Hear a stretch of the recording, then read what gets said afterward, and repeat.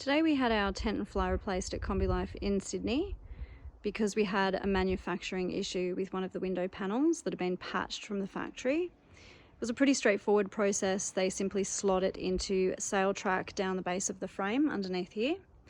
And what's interesting is that it looks to be a different fabric, darker, thicker, better quality, and the seams are reinforced and double stitched on the corners.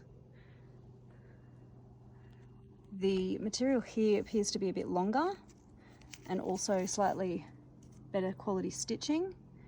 The mesh is wider, so not a no-seam mesh, probably to improve airflow.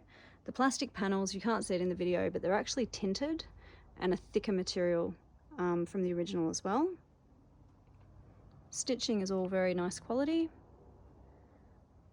and other than that, it appears to be the same.